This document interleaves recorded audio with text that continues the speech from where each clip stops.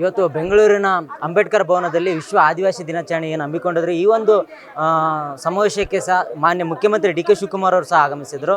But ಇಲ್ಲಿ ಅಕ್ಕಿಪಿಕ್ಕಿ ಜನಗಳ ಸಮಸ್ಯೆಯನ್ನು ಸಹ ಅವರು ಆಲಿಸುವಂಥ ಕೆಲಸವನ್ನು ಮಾಡಿದ್ದಾರೆ. ಯಾವ ರೀತಿ ಅವರಿಗೆ ಸಮಸ್ಯೆಗಳು ಸ್ಪಂದನೆ ನೀಡಿದ್ದಾರೆ ಅಂತೇಳಿ ಇಲ್ಲಿ ನಮ್ಮ ಜೊತೆ ಒಬ್ಬ ಅಕ್ಕಿಪಿಕ್ಕಿ ಸಮುದಾಯದ ಮಹಿಳೆ ಇದ್ದಾರೆ, ಅವ್ರನ್ನ ಮಾತಾಡ್ಸ್ತಕ್ಕಂಥ ಕೆಲಸ ಮಾಡ್ತೀನಿ. ನಮಸ್ತೆ. ಸೊ ಎಲ್ಲಿಂದ ಬಂದಿದ್ದೀರಾ ಮೇಡಮ್? ಮೊದಲದಾಗಿ ನಾನು ಶಿಕಾರಿಪುರ ಶಿವಮೊಗ್ಗದಿಂದ ಬಂದಿದ್ದೀನಿ. ಸೊ ನಾನು ಅಕ್ಕಿಪಿಕ್ಕಿ ಸಮುದಾಯದವಳು, ರಾಜೇಶ್ವರಿ ಅಂತ. ಸೊ ಇಲ್ಲಿ ಆದಿವಾಸಿ ನಮ್ಮ 32ನೇ ಆದಿವಾಸಿ ದಿನಾಚರಣೆ ಆಚರಿಸುವಾಗ ಇಲ್ಲಿ ನಾನು ಅದನ್ನು ಕಾರ್ಯಕ್ರಮಕ್ಕೆ ಭಾಗವಹಿಸಿದ್ದೆ. ನನಗೆ ಭಾಳ ಸಂತೋಷ ಆಗುತ್ತೆ ಈ ಥರ ಕಾರ್ಯಕ್ರಮ ಮಾಡಿದಾಗ. ನಮ್ಮ ಕಾರ್ಯಕ್ರಮ ಅಂದರೆ ಜಸ್ಟ್ ನಾವು ನಮ್ಮ ಕಲ್ಚರು, ನಮ್ಮ ಟ್ರೆಡಿಷನ್ ತೋರಿಸ್ಕೊಳ್ಳೋದು ಅಷ್ಟೇ ಅಲ್ಲದೆ ನಮ್ಮ ಏನು ಸವಲತ್ತುಗಳು ಬರಬೇಕು, ನಮ್ಮ ಏನು ನಮಗೆ ಏನು ದೊರಕಬೇಕು ಸರ್ಕಾರದಿಂದ ಅನ್ನೋದು ಕೂಡ ನಾವು ಸರ್ಕಾರಕ್ಕೆ ತಲುಪಿಸುವಂತಹ ಒಂದು ಜಾಗ ಅನ್ನೋದು ನನಗೆ ಖುಷಿಯಾಗುತ್ತೆ. ಹಾಗಾಗಿ ನಾನು ಇಲ್ಲಿ ಪ್ರೋಗ್ರಾಮನ್ನು ನೋಡಲಿಕ್ಕೆ ಬಂದಿದ್ದೆ. ನಮ್ಮ ಡಿ ಕೆ ಶಿ ಸರ್ ಅವರು ಬಹಳ ಚೆನ್ನಾಗಿ ಹೇಳಿದರು. ಅಂದರೆ ನಮ್ಮ ಜಾಗವನ್ನು ಏನು ಕೊಟ್ಟಿದ್ದೀವಿ ಅದನ್ನು ನೀವು ಉಳಿಸ್ಕೊಳ್ಬೇಕು, ಕೊಟ್ಟಿಲ್ಲ ಅಂದರೆ ನಮ್ಮ ಹತ್ರ ಬನ್ನಿ, ನಮಗೆ ಹೇಳಿ ಯಾವುದೇ ಥರದ ಸೌಲಭ್ಯ ಬೇಕು, ಯಾವ ಥರದ ಸೌಕರ್ಯಗಳು ಬೇಕು ನಾವು ಒದಗಿಸ್ಕೊಡ್ತೀವಿ, ನಮ್ಮ ಹತ್ರ ತಲುಪಿದ್ರೆ ನಾವು ಖಂಡಿತ ಮಾಡ್ತೀವಿ ಅನ್ನೋದು ಅವರು ಭರವಸೆ ಕೊಟ್ಟಿದ್ದಾರೆ. ಹಾಗಾಗಿ ಇನ್ನು ನಾವು ಶಿಕಾರಿಪುರದಲ್ಲಿ ನಾವು ಇನ್ನೂ ಗುಡಿಸಲು ಮನೆಯಲ್ಲೇ ಇದ್ದೀವಿ. ಕೆಲವೊಬ್ಬರು ಅವರವರ ಕಾಲ ಮೇಲೆ ನಿಂತ್ಕೊಂಡು ಅವರು ಸ್ವಂತ ಜಾಗಗಳು, ಮನೆಗಳು ಎಲ್ಲ ಮಾಡ್ಕೊಂಡಿದ್ದಾರೆ. ಆದರೆ ಕೆಲವೊಬ್ಬರು ನಮ್ಮ ಅಕ್ಕಿಪಿಕ್ಕಿ ಸಮುದಾಯದಲ್ಲಿ ಇನ್ನೂ ಹೇಗಿದ್ದೀವೋ ಹಾಗೆ ಉಳ್ಕೊಂಡಿದ್ದೀವಿ.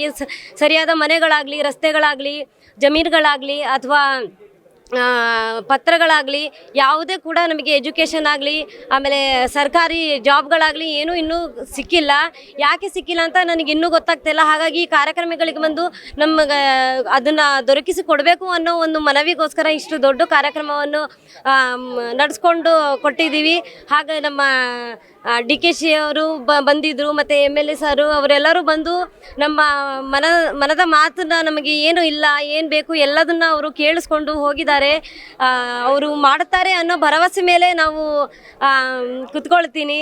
ಸೊ ದಯವಿಟ್ಟು ನನ್ನ ಮನವಿ ಇಷ್ಟೇ, ನಮ್ಮ ಹಕ್ಕು, ನಮಗೆ ಏನು ಹಕ್ಕು ಬೇಕು, ನಮಗೆ ಏನು ಸಿಗಬೇಕು, ನಮ್ಮ ಹಕ್ಕಿಪಿಕ್ಕಿ ಜನಗಳಿಗೆ, ನಮ್ಮ ಆದಿವಾಸಿಗಳಿಗೆ ಯಾವ ಹಕ್ಕು ಬೇಕು, ಏನು ಬೇಕು ಎಲ್ಲದೂ ನೀವು ದೊರಕಿಸಿ ಕೊಡಬೇಕು ಅನ್ನೋದು ನನ್ನ ಮನಸ್ಸಿಂದ ಮನವಿ ಮಾಡ್ಕೊಳ್ತೀನಿ. ಮೇಡಮ್, ಮೊದಲನೇದಾಗಿ ಇವತ್ತು ಆದಿವಾಸಿ ಸಮುದಾಯದ ಮುಖಾಂತರ ಏನು ಇವತ್ತು ನಡೀತು, ಇದಕ್ಕೆ ಮುಖ್ಯಮಂತ್ರಿಗಳು ಸಹ ಆಗಮಿಸಿದ್ರು, ಏನು ಅನಿಸುತ್ತೆ ಮೇಡಮ್?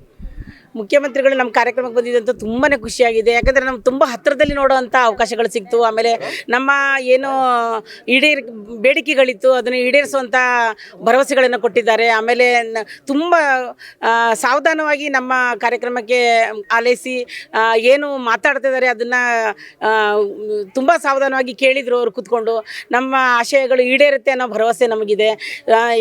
ಈಗ ಸ್ವಾತಂತ್ರ್ಯ ಬಂದು 80 ವರ್ಷ ಆದರೂ ಕೂಡ ನಮಗಿನ್ನೂ ಸ್ವಾತಂತ್ರ್ಯ ಸಿಕ್ಕಿಲ್ಲ ಅಂತ ನಾವು ಅಂದ್ಕೊಳ್ತಾ ಇದ್ದೀವಿ. ಇದ್ಮೇಲಾದರೂ ನಮಗೆ ನಮ್ಮ ಮೂಲಭೂತ ಸೌಕರ್ಯಗಳನ್ನು ಕೊಡುವ ಮೂಲಕ ನಮಗೆ ಸ್ವಾತಂತ್ರ್ಯ ಸಿಗುತ್ತೆ ಅನ್ನೋ ಭರವಸೆಯನ್ನು ಅವರು ಕೊಟ್ಟಿದ್ದಾರೆ. ಅದೇ ಥರ ನಾವು ಅದನ್ನು ಭಾವಿಸ್ತಾ ಇದ್ದೀವಿ. ನಮಗೆ ಶಿಕ್ಷಣ, ನಮಗೆ ಈಗ ಓದಿದವರು ಕೂಡ ಇದ್ದಾರೆ, ಅವ್ರಿಗೆ ಇನ್ನೂ ಕೆಲಸಗಳು ಸಿಕ್ಕಿಲ್ಲ. ಈ ಬೆರಳಿಕೆಯಷ್ಟು ಇದ್ದೀವಿ ನಾವು. ನಾನು ಈ ಸಮಾಜದ ಮೊಟ್ಟ ಮೊದಲ ಇಂಜಿನಿಯರ್ ನಾನು ಅಂತ ಹೇಳ್ಕೊಳ್ಳೋಕ್ಕೆ ಇಷ್ಟಪಡ್ತೀನಿ. ನಂತರನೇ ನಮ್ಮಲ್ಲಿ ಓದಿರೋಂಥ ಮಕ್ಕಳಿಗೆ ಕೆಲಸ ಸಿಗಬೇಕು. ಆ ಕೆಲಸ ಸಿಗೋವಂಥ ಕೆಲಸಗಳನ್ನು ಯಾವಾಗ ಆಗುತ್ತೆ ಅಂದರೆ ನಮ್ಮ ಮೂಲಭೂತ ಹಕ್ಕುಗಳನ್ನು ಸಿಗುವಂಥ ಒಂದು ಅವಕಾಶ ಸಿಕ್ಕರೆ ಮಾತ್ರ. ಯಾಕಂದರೆ ಒಳ ಮೀಸಲಾತಿ ಬಂದರೆ ಮಾತ್ರ ನಮಗೆ ಈ ಹಕ್ಕು ಸಿಗುತ್ತೆ. ಇಲ್ಲಾಂದರೆ ತುಂಬ ಓದಿರೋರು ಆಮೇಲೆ ಮೇಲೆ ಎಲ್ಲ ಇರೋವಂಥವರು ಎಜುಕೇಷನನ್ನು ಅವರು ಖರೀದಿ ಮಾಡ್ಕೋತಾರೆ. ಆಮೇಲೆ ಫೀಸ್ಗಳನ್ನು ಕಟ್ಟಿ ಹೆಚ್ಚಿಗೆ ಅವರು ಇದು ಟ್ಯೂಷನ್ಗಳಿಗೆ ಕಳಿಸ್ಬಿಟ್ಟು ಅವರು ಒಳ್ಳೆ ಮಕ್ಕಳನ್ನ ಚೆನ್ನಾಗಿ ನೋಡ್ಕೊಳೋಂಥ ಅಂದರೆ ರಿಸಲ್ಟ್ ಚೆನ್ನಾಗಿ ಬರೋಂಗೆ ನೋಡ್ಕೋತಾರೆ. ಆದರೆ ನಮ್ಮ ಮಕ್ಕಳಿಗೆ ನಾವು ಟ್ಯೂಷನ್ ಕೊಡುವಂಥದ್ದಾಗಲಿ ಅಥವಾ ಜಾಸ್ತಿ ಫೀಸ್ಗಳನ್ನು ಕೊಟ್ಟು ಕಾಲೇಜುಗಳಿಗೆ ಸೇರಿಸೋವಂಥದ್ದಾಗಲಿ ಮಾಡ್ಕೊಳ್ಳೋಕೆ ಆಗೋದಿಲ್ಲ. ಹಾಗಾಗಿ ನಮಗೆ ಒಳ ಮೀಸಲಾತಿ ಬೇಕು. ಅಲ್ಲಿ ಓದಿರೋಂಥ ಮಕ್ಕಳಿಗೆ ಕೆಲಸ ಸಿಗಬೇಕು. ಎಲ್ಲ ಒಂದು ರಂಗದಲ್ಲಿ ನಮಗೇನು ಜಾಸ್ತಿ ಕೇಳ್ತಾ ಇಲ್ಲ, 1% ಕೇಳ್ತಾ ಇದ್ದೀವಿ ಅಷ್ಟೇ. ಆ ಓದಿರೋವಂಥವ್ರಿಗೆ ಕೆಲಸ ಸಿಕ್ಕರೆ ನಾವು ಒಂದು ಸಮಾಜದ ಒಂದು ಮುಖ್ಯವಾಹಿನಿಗೆ ಬರಲಿಕ್ಕೆ ಅವಕಾಶಗಳನ್ನು ಮಾಡಿಕೊಡ್ಬೇಕು ಅನ್ನೋದು ನಮ್ಮ ಒಂದು ಆಶಯ. ಹಾಗಾಗಿ ನಾನು ಈ ಕಾರ್ಯಕ್ರಮದಲ್ಲಿ ನನಗೂ ಭಾಗಿಯಾಗಲಿಕ್ಕೆ ಅವಕಾಶ ಸಿಕ್ಕಿದೆ. ಹಾಗಾಗಿ ಭಾಳ ಖುಷಿಯಾಗುತ್ತೆ. ನನ್ನ ಹೆಸರು ಕುಮುದ ಅಂಥೇಳಿ, ಡಾಕ್ಟರೇಟ್ ಕೂಡ ಬಂದಿದೆ. ನಮ್ಮ ಸಮುದಾಯದ ಇರೋದ್ರಿಂದ ಭಾಷೆಯನ್ನು ಉಳಿಸಬೇಕು ಅಂತ ಹೇಳಿ ಲಿಪಿ ಇಲ್ಲದ ಭಾಷೆ ಆಗಿರೋದ್ರಿಂದ ನಮ್ಮ ಭಾಷೆಯ ಅಲ್ಲೇ ಹಾಡುಗಳನ್ನು ಬರೆದು ಈಗ ಬಂದಿರೋದ್ರಿಂದ ಅದರಲ್ಲಿ ಹಾಡುಗಳನ್ನು ಮಾಡಿ ಯೂಟ್ಯೂಬ್ಗಳೆಲ್ಲ ಹಾಕ್ತಾ ಇದ್ದೀವಿ. ಹಾಗಾಗಿ ತುಂಬ ಜನ ಅದನ್ನು ನೋಡಿದ್ದಾರೆ, ಇಷ್ಟಪಟ್ಟಿದ್ದಾರೆ. ನಮ್ಮ ಭಾಷೆ ಉಳಿಸುವಂಥ ಒಂದು ಕಾರ್ಯಕ್ರಮಗಳ ನಾವು ಹಮ್ಮಿಕೊಂಡಿದ್ದೀವಿ. ಅದ್ರ ಜೊತೆಗೆ ನಮ್ಮ ಕಲ್ಚರ್ ಉಳಿದ್ರೆ ಮಾತ್ರ ನಾವು ಆದಿವಾಸಿಗಳಾಗ್ತೀವಿ ವಿನಃ ನಮ್ಮ ಕಲ್ಚರನ್ನು ನಾವು ಯಾವತ್ತು ಬಿಟ್ಕೊಡ್ತೀವಿ ಯಾವತ್ತು ನಾವು ಆದಿವಾಸಿಗಳಾಗಿ ಉಳಿಯೋದಿಲ್ಲ. ಹಾಗಾಗಿ ನಮ್ಮ ಸಂಪ್ರದಾಯಗಳನ್ನು ಮರಿಬಾರ್ದು, ನಮ್ಮ ಆಚಾರಗಳನ್ನು ಮರಿಬಾರ್ದು. ಜೊತೆಗೆ ನಾವು ಶಿಕ್ಷಣದ ಕಡೆ ಒಲವು ಇಟ್ಟರೆ ನಾವು ಒಂದೊಂದು ದಿವಸ ನಾವು ಒಂದು ಮುಖ್ಯವಾಹಿನಿಗೆ ಬರಲಿಕ್ಕೆ ಅನುಕೂಲ ಆಗುತ್ತೆ ಅನ್ನೋದನ್ನು ಹೇಳಲಿಕ್ಕೆ ಈ ಮೂಲಕ ನಾನು ಇಷ್ಟಪಡ್ತೀನಿ. ಮೊದಲೇದಾಗಿ ಇವತ್ತು ಮುಖ್ಯಮಂತ್ರಿಗಳೇ ಬಂದ್ಬಿಟ್ಟು ಈ ಒಂದು ಕಾರ್ಯಕ್ರಮದಲ್ಲಿ ಭಾಗಿಯಾಗಿದ್ದರು, ಹೇಗೆ ಅನಿಸ್ತು ಸರ್? ಸರ್, ನಮ್ಮ ಅಲೆಮಾರಿ ಬುಡಕಟ್ಟು ಮಹಾಸಭಾ ಮತ್ತು ಪಂಚ ಆದಿವಾಸಿಗಳ ಸಂಯೋಗದಲ್ಲಿ ಮಾಡಿರ್ತಕ್ಕಂಥ ಈ ಕಾರ್ಯಕ್ರಮವನ್ನು ವಿಶೇಷವಾಗಿ ನಾವು ಸರ್ಕಾರಕ್ಕೆ ಚಿರಋಣಿ ಅಂತೇಳಿ ನಾವು ಕೇಳ್ಕೋಬೇಕು. ಯಾಕಂದರೆ ಈ ಒಂದು ಧ್ವನಿ ಇಲ್ಲದಂಥ ತಬ್ಬಲಿ ಸಮುದಾಯಗಳಿಗೆ ಆದಿವಾಸಿ ಅಲೆಮಾರಿ ಬುಡಕಟ್ಟು ಸಮುದಾಯಗಳನ್ನು ಕುರಿತು CM ಅವರೇ ನೇರವಾಗಿ ಬಂದಿರೋದ್ರಿಂದ ಸರ್ಕಾರನೇ ಇಲ್ಲಿಗೆ ಬಂದಂಗೆ ಆಯಿತು.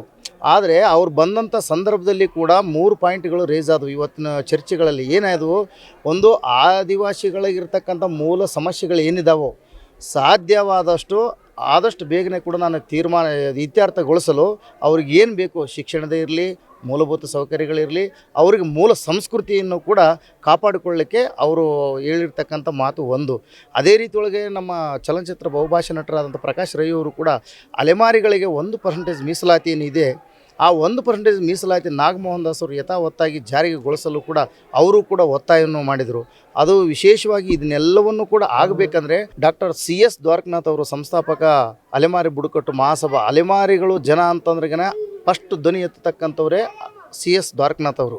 ಆ ಸಾಹೇಬರು ನೇತೃತ್ವದಲ್ಲಿರ್ತಕ್ಕಂಥ ಅಲೆಮಾರಿ ಬುಡಕಟ್ಟು ಮಹಾಸಭಾದ ರಾಜ್ಯಾಧ್ಯಕ್ಷರು BL ಹನುಮಂತಪ್ಪ ಅವರು ಇರುವುದು, ನಾಗರಾಜ್, ಇಡೀ ವ್ಯವಸ್ಥೆ ಟೀಮು ಮತ್ತು ಆದಿವಾಸಿಗಳ ಸಂಯೋಗದೊಂದಿಗೆ ಅವರು CM ಕೂಡ ಬರದೇ ಇರತಕ್ಕಂಥ ಪರಿಸ್ಥಿತಿ ಒಳಗಿದ್ರೂ ಕೂಡ ಖುದ್ದಾಗಿ ಹೋಗಿ ಆದಿವಾಸಿಗಳು ಅಲೆಮಾರಿಗಳೇ ನಿಮ್ಮ ಸಲುವಾಗಿ ಉಪವಾಸವಾಗಿ ಇದ್ದಾರೆ ಅಂತಂದಾಗ CM ಕೂಡ ಇಲ್ಲಿಗೆ ಬಂದು ಯಾವುದೇ ಒಂದು ರೀತಿ ಒಳಗೆ ನಿಮಗೆ ತೊಂದರೆ ಆಗದೇನೆ ಮುಂದಿನ ದಿನಮಾನಗಳಲ್ಲಿ ನನ್ನ ಸರ್ಕಾರ ಇರೋವರೆಗೂ ಕೂಡ ನಾವು ನಿಮ್ಮ ಜೊತೆಗೆ ಇರ್ತೀವಿ ಅಂತೇಳಿ ಕೂಡ ಒಂದು ಭರವಸೆನೇ ಕೊಟ್ಟರು. ಆ ಭರವಸೆಯ ಜೊತೆಗೆ ಕೂಡ ನಮ್ಮದು ಕೂಡ ಸುಮಾರು ಅಲೆಮಾರಿ ಬುಡಕಟ್ಟು ಮಹಾಸಭೆಗಳದ್ದು, ನಮ್ಮ ಅಲೆಮಾರಿಗಳದ್ದು ಸುಮಾರು ಜನ ಅಲೆಮಾರಿಗಳದ್ದು ಕೂಡ ನಮ್ಮದು ಅಹವಾಲುಗಳಿದ್ವು. ಮತ್ತು ಅಲೆಮಾರಿಗಳ ನಿಗಮದ ಅಧ್ಯಕ್ಷರಾಗೋದ್ರ ಒಂದು ನೇಮಕ ಮಾಡುವುದ್ರ ಬಗ್ಗೆ ಅಲೆಮಾರಿಗಳನ್ನೇ ಮಾಡಬೇಕು ಅನ್ನೋದು ಕೂಡ ನಮ್ಮದೊಂದು ಕೂಗಿತ್ತು. ಅವೆಲ್ಲವನ್ನು ಕೂಡ ಮನವಿಯನ್ನು ಕೊಟ್ಟಿದ್ದೀವಿ. ಅದಕ್ಕೆ ತಕ್ಷಣವಾಗಿ ನಾನು ಸ್ಪಂದನೆ ಮಾಡ್ತೀನಿ ಅಂತೇಳಿ ಕೂಡ CM ಅವರು ಮತ್ತು ನಮ್ಮ ರಾಯಚೂರು ಜಿಲ್ಲೆ ಉಸ್ತುವಾರಿ ಸಚಿವರು ಆದಂಥ ಅಜಯ್ ಸಿಂಗ್ ಅವರು ಮತ್ತು ಅದೇ ರೀತಿ ಒಳಗೆ ಇನ್ನೊಬ್ಬ ಶಾಸಕರು ಕೂಡ ಈ ರೀತಿ ಒಳಗೆ ಎಲ್ಲರೂ ಕೂಡ ಬಂದಿದ್ದರು. ಈ ಕಾರ್ಯಕ್ರಮವನ್ನು ತುಂಬ ಯಶಸ್ವಿ ಆಯಿತು. ಆದಿವಾಸಿ ಬುಡಕಟ್ಟು ದಿನಾಚರಣೆಯು ಯಶಸ್ವಿ ಆಯಿತು ಅಂತೇಳಿ ಕೂಡ ನಮ್ಮೆಲ್ಲರಿಗೂ ಕೂಡ ಒಂದು ಖುಷಿ ಇರತಕ್ಕಂಥ ವಿಚಾರ ಇದೆ. ಸರ್, ಇವತ್ತು ಮುಖ್ಯಮಂತ್ರಿಗಳು ಬಂದಿದ್ದರು, ಅಜಯ್ ಧರ್ಮಸಿಂಗ್ ಅವರು ಸಹ ಬಂದಿದ್ದರು. ಸೊ ನಿಮ್ಮ ಒಂದು ಮನವಿ ಪತ್ರವನ್ನು ಸಹ ಅವರು ಸ್ವೀಕಾರ ಮಾಡಿದರು. ಸೊ ನಿಮಗೆ ಅನಿಸ್ತಾ ಇದೆಯಾ ನಿಮ್ಮ ಭರವಸೆ, ನಿಮ್ಮ ಏನು ಬೇಡಿಕೆಗಳನ್ನು ಒಂದು ಈಡೇರಿಸ್ತಾರೆ ಅಂತೇಳಿ ನಂಬಿಕೆ ಇದೆಯಾ ಸರ್ಕಾರದ ಮೇಲೆ? ಸರ್, ಸರ್ಕಾರ ಮೇಲೆ ಒಂದು ಭರವಸೆ ಇದೆ. ಯಾಕೆ ಭರವಸೆ ಇದೆ ಅಂದರೆ ಕೂಡ ಈಗ ಒಂದು ಪ್ರಮುಖವಾಗಿ ಆಯೋಗ ಬೇಕು ನಮಗೆ. ಅಲೆಮಾರಿಗಳಿಗೆ ಮೂಲ ಆಯೋಗವನ್ನು ಬೇಕು. ಆಯೋಗವನ್ನು ರಚನೆ ಮಾಡಲಿಕ್ಕೆ 1 ತಿಂಗಳದೊಳಗೇ ನಾನು ಇತ್ಯರ್ಥ ಮಾಡ್ತೀನಿ ಅಂತೇಳಿ ಕೂಡ ಸನ್ಮಾನ್ಯ ಮುಖ್ಯಮಂತ್ರಿಗಳು ಕೂಡ ಹೇಳಿದ್ದಾರೆ.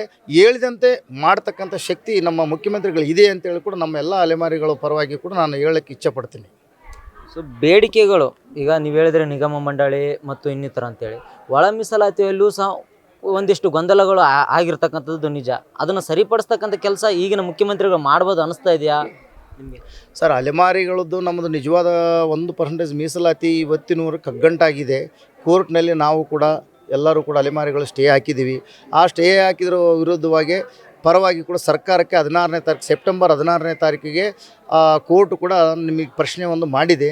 ಆ ಪ್ರಶ್ನೆಗೆ ಏನು ಉತ್ತರ ಕೊಡ್ತಾರೆ ಅನ್ನೋದು ಕೂಡ ಒಂದಿದೆ. ಅದೇ ರೀತಿಯೊಳಗೆ ಈಗ ನಡೀತಕ್ಕಂಥ ಇದು ಆಗಸ್ಟ್ 13ರಿಂದ ಅಧಿವೇಶನ ನಡೀತಾ ಇದೆ. ಈ ಅಧಿವೇಶನದಲ್ಲಿ ಮತ್ತೊಮ್ಮೆ ಎಲ್ಲ ಸಚಿವರಿಗೆ ಮತ್ತು ಮುಖ್ಯಮಂತ್ರಿಗಳಿಗೆ, ಹೊಸ ಮುಖ್ಯಮಂತ್ರಿಗಳಿಗೂ ಕೂಡ ನಾವು ಎಲ್ಲವನ್ನೂ ಮನವಿಯನ್ನು ಮಾಡಿ ಇನ್ನೂ 1% ಮೀಸಲಾತಿಯನ್ನು ಅದು ಆಗೋವರೆಗೂ ಕೂಡ ನಾವು ಕಾನೂನಾತ್ಮಕ ಹೋರಾಟ ಮಾಡಿ ಆದರೂ ಕೂಡ ನಾವು ಪಡಿತೀವಿ ಅಂತೇಳಿ ಕೂಡ ನಮ್ಮ ಅಲೆಮಾರಿಗಳ ಪರವಾಗಿ ಕೂಡ ನಾವೆಲ್ಲರೂ ಕೂಡ ಒಗ್ಗಟ್ಟಾಗಿದ್ದೀವಿ. ಅಲೆಮಾರಿಗಳು ಸಂಖ್ಯೆ ಸಣ್ಣದಿರ್ಬೋದು, ಆದರೆ ಧ್ವನಿ ದೊಡ್ಡದಿದೆ. ಧ್ವನಿ ಇಲ್ಲದ ಸಮುದಾಯ ನಮ್ಮದು. ಯಾವುದೋ ರಾಜಕೀಯವಾಗಿ ಧ್ವನಿ ಇಲ್ಲ, ಆದರೆ ಧ್ವನಿ ಅಂತ ಇದೆ. ಆ ಧ್ವನಿಯನ್ನು ಕೂಡ ನಾವು ಒಗ್ಗೂಡಿಸಿ ಇನ್ನೂ ಒಕ್ಕೂರಲ್ಲಾಗಿ ನಮ್ಮ 1% ಮೀಸಲಾತಿ ಪಡಿತೀವಿ, ಕಾನೂನಾತ್ಮಕವಾಗಾದರೂ ಪಡಿತೀವಿ ಅನ್ನೋದು ನಮಗೊಂದು ಭರವಸೆ ಇದೆ. ನನ್ನ ಹೆಸರು ಹುಸೇನಪ್ಪ B. ವಿಭೂತಿ, ಕರ್ನಾಟಕ ರಾಜ್ಯ ಅಲೆಮಾರಿ ಬುಡಕಟ್ಟು ಮಹಾಸಭಾ ಜಿಲ್ಲಾ ಪ್ರಧಾನ ಕಾರ್ಯದರ್ಶಿ ಹಾಗೂ ಅಲೆಮಾರಿ ಸುಡುಗಾಡಿಸಿದ್ದ ಮಹಾಸಭಾ ರಾಜ್ಯ ಪ್ರಧಾನ ಕಾರ್ಯದರ್ಶಿ.